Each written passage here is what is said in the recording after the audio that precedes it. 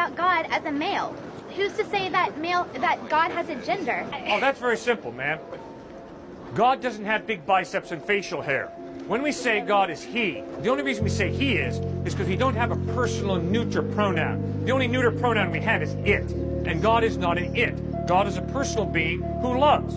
But you're right. So God is a person? Personal being. Not body, torso, head, arms, legs.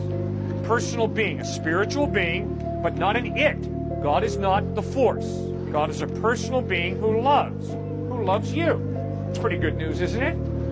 Well, some people would disagree with you, but... On what basis? Why would someone say, ah, shoot, God loves me, I hate that? No, I'm arguing that multiple people would disagree with you that God loves me. Good gracious, what kind of person would say God doesn't love you? Well, doesn't the Bible say that if someone doesn't believe in God and accept him into their heart, that they're going to eternal damnation? Yes. How can something love me and also want to give me pain?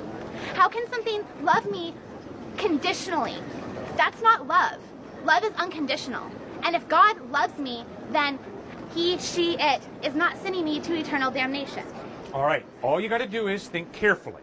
What does the Bible say about hell?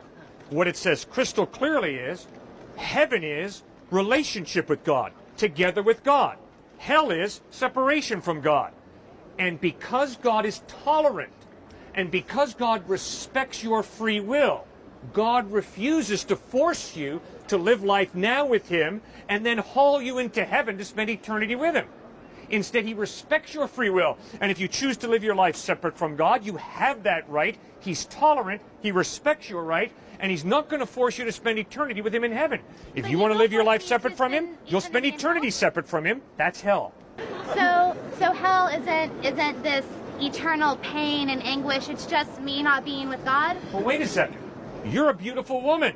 You have gifts. You experience pleasure. You obviously have a brilliant mind. Those are all gifts from God. And when you're separated from God, you're separated from the one who gave you all those good gifts. It ain't going to be a party.